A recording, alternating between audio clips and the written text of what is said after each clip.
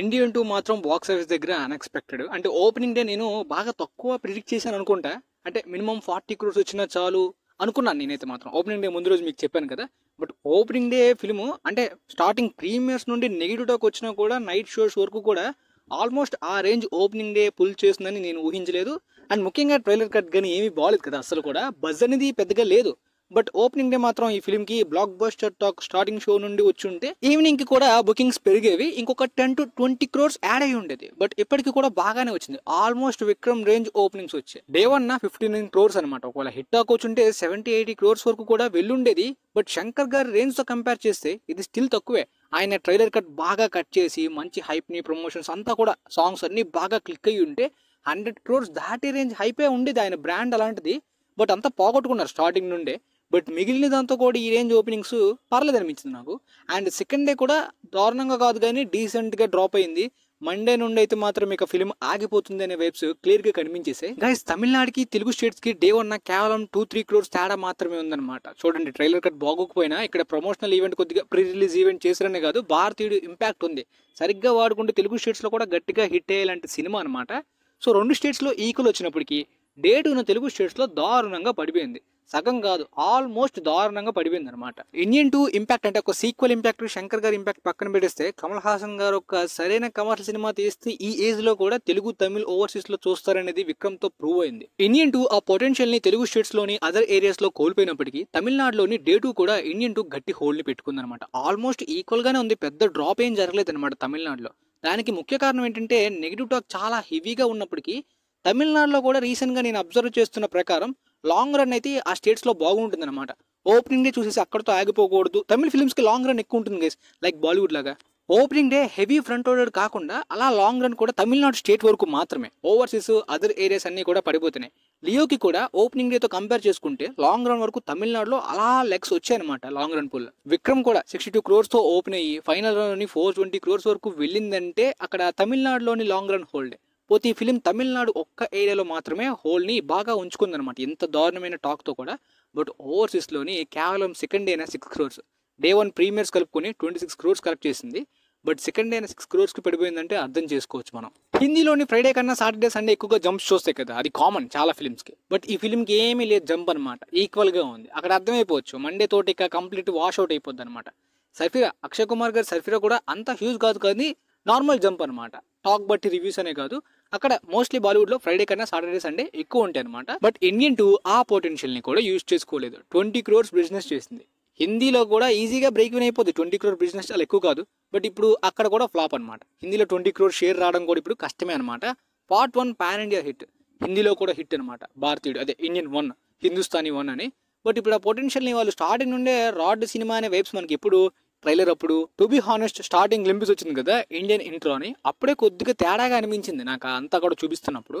సర్లేండి, అయిపోయింది, మనం ఏం చేయలేం. ప్రస్తుతానికి 2 days కలుపుకొని వరల్డ్ వైడ్ గా 85 క్రోర్స్ ఇప్పటిదాకా కలెక్ట్ చేసింది గైస్. రిలీజ్ కి ముందు నేను చెప్పాను కదా 350 క్రోర్స్ ఎస్టిమేషన్స్ అనమాట. ఈ ఫిల్మ్ క్లీన్ హిట్ ప్రాఫిట్స్ కంటే మొత్తం సేఫ్ అవ్వడానికి అంటే 172 క్రోర్ షేర్ రావాలి ప్రపంచవ్యాప్తంగా. 350 క్రోర్ గ్రాస్ వరకు కలెక్ట్ చేయాలన్నమాట. తమిళనాడులో ఓన్ రిలీజ్ అయినప్పటికీ మినిమం వరల్డ్ వైడ్ గ్రాస్ ఎంత ఉండాలన్నమాట. కానీ ఫైనల్ రన్ లోని 200 క్రోర్స్ దగ్గర వరకు వెళ్ళి ఆగిపోతుందేమో అనుకుంటున్నాను. అది కూడా తమిళనాడు హోల్డ్ అనేది మండేకి ఎంత ఉంటుందో మనకి ఆ మండే డ్రాప్ బట్టి పిక్చర్ క్లియర్ గా అర్థమైపోద్ది ఫైనల్ రన్ ఎంత వరకు వెళ్తుంది అనేది. బట్ ఈ టాక్ తోటి 200 క్రోర్స్ ని దాటి కలెక్ట్ చేసిన ఒక అచీవ్మెంట్ ఫిలిం కి. బట్ పార్ట్ 3 మరి ఏమో నాకు డౌటే, కంప్లీట్ గా 40 అయితే మాత్రం ఉంటుంది. అన్ని ఏరియాస్ లో కూడా నమ్మకాలు పోతాయి. ట్రైలర్ కట్ ఇప్పుడు నాకు థియేటర్లో చూపించిన ట్రైలర్ కట్ కూడా అంత ఇంప్రెసివ్గా అనిపించలేదు. తర్వాత ఏదో సర్ప్రైజింగ్ ఫ్యాక్టర్ని వర్క్ చేసుకుని ప్రమోషన్స్ అది ఇదన్నీ వర్క్ అయితే అప్పుడు ఆ థర్డ్ పార్ట్కి హైప్ వస్తుంది, అదే నా హిట్ అవుతుంది. లేదు అది బాగున్నా కూడా ఈ ఫిలిం 40 వల్ల చాలామంది బాగున్నా కూడా వెళ్ళరు. సో అదొక మైనస్ పాయింట్, డిసడ్వాంటేజ్ అవుతుంది ఆ ఫిల్మ్కి. మరి చూద్దాం తర్వాత ఏం జరుగుతుందో. ట్రైలర్ని కూడా ఆన్లైన్లో వదిలినట్టున్నారు, లైకా వాళ్ళు పోస్ట్ పెట్టారు.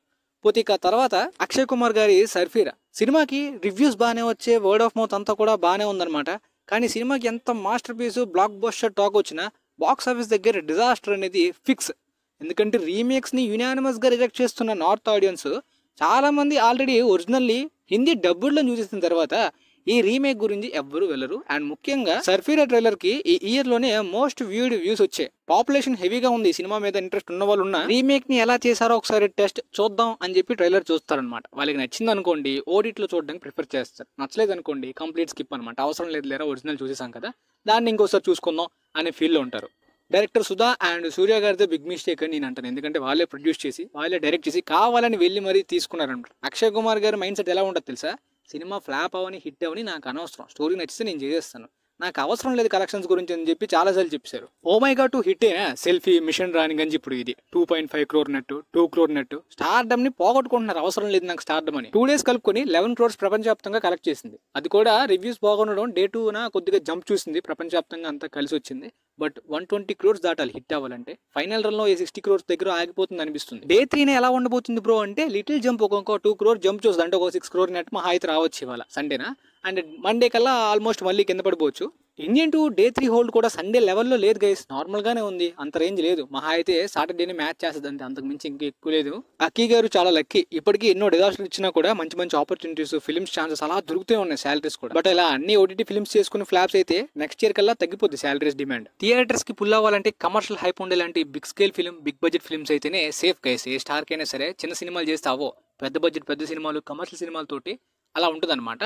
బట్ డ్రామా ఫిల్మ్స్ ఒకప్పుడు హిందీలో వర్క్ అయినప్పటికీ కూడా లాక్డౌన్ తర్వాత ఆల్రెడీ చూసేసిన లాంటి బయోపిక్స్ కూడా వెళ్ళరు థియేటర్స్ కి. ట్రైలర్ చూసి దీన్ని ఓటీటీగా థియేటర్స్ కానీ డిసైడ్ అయిపోతారనమాట. టాక్ ఒక మాస్టర్ పీస్ లెవెల్లో ఉండాలన్నమాట. 12th ఫెయిల్ లాంటి టాక్ అండ్ మినిమం ఓపెనింగ్స్ నుండి ఉంటే అప్పుడు ఫైనల్ రన్ గట్టిగా ఆడుతుంది డ్రామా ఫిల్మ్స్ కి. చందు ఛాంపియన్ ఫైనల్ రన్ లో 88 crores కలెక్ట్ చేసింది. ట్రైలర్ కట్ బాగా రొటీన్ గా ఉండడం, అసలు ప్రమోషన్స్ బజ్ లేకపోవడం మాత్రం మైనస్ కాదు. సినిమాకి బడ్జెట్ బాగా పెరిగిపోయింది, చాలా సార్లు డిలే అవడం, ట్యాక్స్ అదొక్కటే మైనస్, లేదంటే హిట్ అయి ఉండేది, ప్రాఫిట్స్ వచ్చుండేవి. బట్ ప్రస్తుతానికి ఆ బడ్జెట్ ఇంక్రీజ్ అవడం ఫ్లాపే, లాసే. బట్ మైదాన్ లాంటి ఫిల్మ్ కన్నా చందు ఛాంపియన్ ఎక్కువ కలెక్ట్ చేయడం ఆ పొటెన్షియల్ అయితే ఉంది కార్తిక్ ఆర్యన్ కి. అంటే ఫ్యామిలీస్ ని గర్ల్స్ ని ఎంటర్టైనర్స్ తోటి పుల్ చేయగలడు. అప్కమింగ్ బుల్బుల్ 3 తోటి గట్టిగా మళ్ళీ హిట్ అవుద్ది. బట్ అలా సర్వైవ్ అవ్వాలంటే స్టార్డమ్, బిగ్ హైబ్రిడ్ ఫిల్మ్స్ లేదంటే ఎంటర్టైనర్స్. మినిమం బజ్ హైప్ లేకుండా నార్మల్ గా యూనిక్నెస్ లేకుండా ఉండే డ్రామా జోనర్స్ ఓటీటీకే చూస్తారు జనాలు. ఎగ్జాంపుల్ ముంజియా. రీసెంట్ టైమ్స్ లో హారర్ జోనర్ బాలీవుడ్ లో బాగా క్లిక్ అవుతుంది. బుల్బులియా 2 గానీ మొన్న వచ్చిన శైతాన్ గానీ జస్ట్ ట్రైలర్ తో డీసెంట్ గా హైప్ ఉంటే చాలు జనాలు వెళ్ళిపోతున్నారు హారర్ ఫిల్మ్ కి, కామెడీ ఫిల్మ్స్ కి. ముంజియా 124 crores కలెక్ట్ చేస్తుంది ప్రపంచవ్యాప్తంగా. ఈ 3 హారర్ ఫ్రాంచైజ్ కి డిమాండ్ ఉంది. బట్ ముంజియా సేమ్ యూనివర్స్ అని ఎవరికి తెలియదు. సినిమా టాక్ బట్టి అలా ఆడేసింది అనమాట. ఫైనల్ రన్ 25 crores లో బడ్జెట్ 124 crore గ్రాస్ అంటే చాలా ప్రాఫిట్స్. అస్సలు స్టార్ కాస్ట్ లేకుండా వచ్చేసింది. ఇక నెక్స్ట్ 3 వేరే లెవెల్లో ఆడుద్ది. ఇక రీసెంట్ గా రిలీజ్ అయిన కిల్ సినిమా అయితే మాత్రం కంప్లీట్ ఏ రేటెడ్ అని యానిమల్ తో కూడా కంపేర్ చేయలేము. ఎందుకంటే యానిమల్ లో ఫ్యామిలీస్ ఎమోషన్స్ ఉంటాయి కాబట్టి కొంతమంది ఫ్యామిలీస్ అయినా వెళ్తారు. బట్ ఇది కంప్లీట్ గా క్రూరమైన దారుణమైన సీన్స్ ఉంటాయి, అస్సలు చూడలేరు అనమాట. బట్ ఒక డెబ్యూట్ హీరో అయినా సినిమా వస్తున్నట్టు కూడా ఎవరికి తెలియకపోయినా కల్కి వల్ల హ్యూజ్ కాంపిటీషన్ ఉండి స్క్రీన్స్ ప్రాబ్లమ్స్ ఉన్నా కూడా ఈ ఫిల్మ్ ఎప్పటిదాకా 32 crores ప్రపంచవ్యాప్తంగా కలెక్ట్ చేసింది. ఓవర్సీస్ లోనే 16 crores. అండ్ ఇంటర్నేషనల్ గా చాలా మంది యూట్యూబర్స్ గానీ, చాలా మంది క్రిటిక్స్ గానీ, ఫారిన్ క్రిటిక్స్ గానీ, ఫారినర్స్ గానీ సినిమా గురించి మాట్లాడుకుంటున్నారు. క్రిటికల్ అక్లైమ్డ్ అంటే గ్లోబల్ గా మంచి అప్రిషియేషన్ ఈ సినిమాకి వచ్చింది. ఒక పెద్ద స్టార్ హీరోకి మంచిగా ప్రమోట్ చేసుకుని ఇండియాలో కూడా డిమాండ్ పెరిగింది after release, word of mouth వల్ల. బిఫోర్ రిలీజ్ హైప్ బజ్ అసలు వస్తున్నట్టే ఎవరికి తెలియకపోవడం చాలా లాస్ అయింది. సినిమాలో మ్యాటర్ ఉన్నా కూడా వాడుకోవాల్సింది ముందే ప్రమోషన్స్ బాగా చేసుకుని. బట్ హాలీవుడ్ రీమేక్ కి ఎంత కలెక్షన్స్ వస్తాయి చూద్దాం, ఎలాంటి యాక్టర్ ని పెడతారో. జాన్ విక్ డైరెక్టర్ చర్చ్ స్టాల్స్కీ గారు ఈ సినిమాని చూసి ఇంప్రెస్ అయ్యి ఆయన రైట్స్ కొనడం మాత్రమే కాదు, ఆయనే రీమేక్ ని ఖచ్చితంగా అలాంటి డైరెక్టర్ మాత్రమే తీయాలి ఈ సినిమాని. ఇక కల్కి 2898 AD ఇండియాలోని 560 crore నెట్ ని అయితే మాత్రం క్రాస్ చేసింది అనమాట. ఇండియాలోని 3 crore ఫుట్ ఫాల్స్ ని దాటింది అనమాట. రీసెంట్ టైమ్స్ లోని 3 crore ఫుట్ ఫాల్స్ దాటిన ఫిల్మ్స్ లోని లాక్డౌన్ తర్వాత త్రిబులర్, KGF 2, జవాన్, పఠాన్, యానిమల్, గద్దర్ 2, ఇప్పుడు కల్కి. బట్ కల్కి ఇంకా గద్దర్ 2, యానిమల్ యొక్క ఫుట్ ఫాల్స్ ని ఇండియాలో బీట్ చేయలేదు. ఫుట్ ఫాల్స్ అంటే టికెట్ సేల్స్ కౌంట్ అనమాట. బట్ ఈ ఫిల్మ్ కి హెవీ టికెట్ రేట్స్ ఉన్నాయి కదా, వాటికి నార్మల్ టికెట్ రేట్స్ అదే డిఫరెన్స్ అనుకుంటా టికెట్ సేల్స్ కౌంట్ లో. యానిమల్ కి ఫిల్మ్ కి 30 lakhs టికెట్ సేల్స్ కౌంట్ తేడా ఉంది. గద్దర్ 2 కి 40 lakhs ఉంది. పఠాన్ తోటి 50 lakhs దాటి ఉంది అనమాట. మేబీ 1+1 ఆఫర్ పెట్టి లాస్ట్ లో ఇంకా జనాలు వస్తే కొద్దిగా అడ్వాంటేజ్ అవ్వచ్చు. ఇక ఓవర్సీస్ లోని 240 crore గ్రాస్ కలెక్ట్ చేసింది అనమాట ఈ ఫిల్మ్. ఇంటర్నేషనల్ ట్రాకింగ్ ప్రకారం ఫైనల్ రన్ లోని 30 million వరకు ఓవర్సీస్ నుండి కలెక్ట్ చేయొచ్చు. ఇండియాలోని 560 crore నెట్ అంటే 670 crore గ్రాస్ అనమాట. So overseas and Indian gross కలుపుకొని ప్రపంచవ్యాప్తంగా ఇప్పటిదాకా 911 crores కలెక్ట్ చేసింది. నిన్న సాటర్డేనా 14 crore నెట్ అయితే మాత్రం ఇండియాలో జంప్ చూసింది. ఇవాళ 16 crore లేదంటే 18 crore ఆల్ ఓవర్ ఇండియా మొత్తం కూడా జంప్ చూడొచ్చు. అండ్ మండే హోల్డ్ ఎలా ఉంటుందో చూద్దాం. సో మొత్తానికి మీకైతే ఇప్పటిదాకా ఈ బాక్స్ ఆఫ్ డీటెయిల్స్ అన్ని కూడా క్లారిటీగా అర్థమయ్యాయని అనుకుంటున్నాను.